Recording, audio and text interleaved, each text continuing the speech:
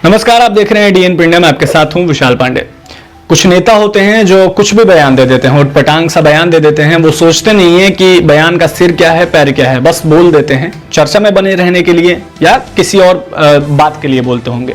तो आज के इस वीडियो में हम बात करेंगे नेपाल के प्रधानमंत्री केपी शर्मा ओली की, जो कि अपने विवादास्पद बयानों के लिए जाने जाते हैं। खासकर वो भारत के प्रति इन दिनों कुछ ज्यादा ही प्यार जता रहे हैं और लगातार बयानबाजी कर रहे हैं। जी हाँ, कई उन्होंने बयान दे दिए हैं। वाराणसी पे बयान दिया था, उन्होंने ये भी कह दिया था कि भगवान राम का जन्म भारत में नहीं बल्कि नेपाल में हुआ था। अब सोचिए जरा, इस बयान का कोई सिर पैर है।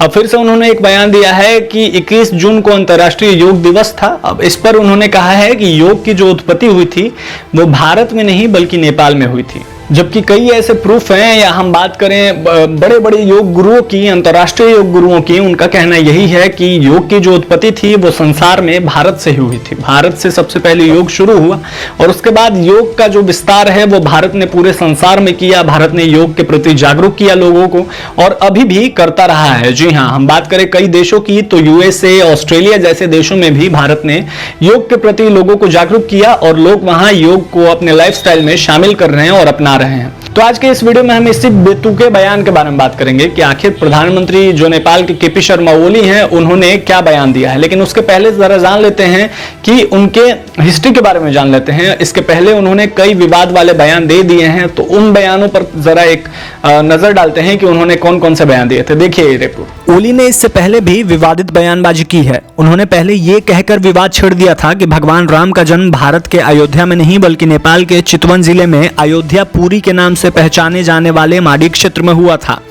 उन्होंने भगवान राम, माता सीता, लक्ष्मण और अन्य के विशाल मंदिरों के निर्माण का आदेश दिया था और वह अपने दावों पर कायम भी रहे। उन्होंने कहा था कि अयोध्यापुरी नेपाल में है, वाल्मीकि आश्रम भी अयोध्यापुरी के पास नेपाल में है। सीता की मृत्यु देवघाट पर हुई थी जो नेपाल में अयोध्यापुरी और वाल्मीकि आश्रम के करीब है।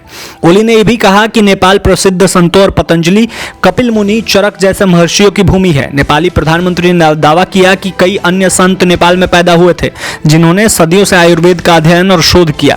उन्होंने कहा कि हिमालय जड़ी बूटियां का अध्ययन बनारस से नहीं किया जा सकता। उन्होंने दावा किया था कि हिमालय में विभिन्न प्रकार की जड़ी बूटियों पर शोध के बाद उन्हें वाराणसी ले जाया गया। ओली ने कहा कि विश्वामित्र जैसे प्रसिद्ध संत नेपाल में पैदा हुए थे। उन्होंने हमारी भूमि में कई मंत्र विकसित किए। उन्होंने कहा कि वह ऋषि विश्वामित्र थे जिन्होंने प्राचीन काल में नेपाल में भगवान राम और लक्ष्मण को विभिन्न प्रकार की शिक्षा प्रदान की थी। ओली ने जोर देकर कहा कि ये सभी ऐतिहासिक और धार्मिक तत्व इतिहास में विकृत हो गए हैं, लेकिन इन्हें ठीक करने की आवश्यकता है। हम नया इतिहास फिर से लिखना होगा और हमें सच बोलने में संकोच नहीं करना चाहिए, क्योंकि हम तथ्यों और इतिहास को जानते हैं। इतिहास और सभ्यता का कोई तोड़ मोड़ या विकृत नहीं कर सकता। आपने देखा कि किस तरीके से केपी शर्मा ओली ने पहले वाराणसी के ऊपर बयान दिया, उसी के साथ उन्होंने कहा कि भगवान राम का जन्म जो है वो नेपाल में हुआ था। इस बात का कोई सिर पैर नहीं है। चलिए अब जान लेते हैं कि आखिर ताजे बयान में उन्होंने क्या कहा है। देखिए ये हमारी स्पेशल रिपोर्ट। नेपाल के प्रधानमंत्री केपी शर्मा ओली ने अंतर्राष्ट्रीय योग दिवस पर अपने संबोधन में कहा, एक राष्ट्र के रूप में भारत के अस्तित्व से बहुत पहले नेपाल में योग का अभ्यास किया जाता था और किया जाता रहा है। केपी शर्मा ओली ने आगे कहा कि योग की उत्पत्ति भारत में नहीं हुई थी। जब योग की खोज हुई थी तब भारत का गठन नहीं हुआ था। भारत जैसा कोई देश नहीं था, क्योंकि नेपाल में योग के प्रचलन में आने के समय कई सीमांत राज्य थे, तो योग की उत्पत्ति नेपाल या उत्तराखंड के आसपास हुई थी। ओली ने आगे कहा कि हमने योग की खोज करने वाले अपने ऋषियों को कभी श्रेय नहीं दिया। हम हमेशा इस या उस प्रोफेसर और उनके योगदान के बारे में बात करते रहे। उन्होंने कहा कि हम अपना दावा ठीक से नहीं रख सके, हम इसे दुनिया भर में नहीं ले जा सके। प्रधानमंत्री नरेंद्र मोदी ने इस साल के सबसे लंबे दिन पर अंतर्राष्ट्रीय योग दिवस मनाने का प्रस्ताव देकर इसे प्रसिद्ध किया।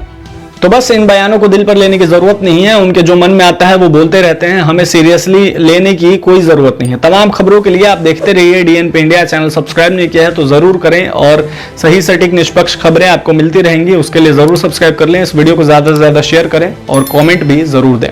धन्यवाद।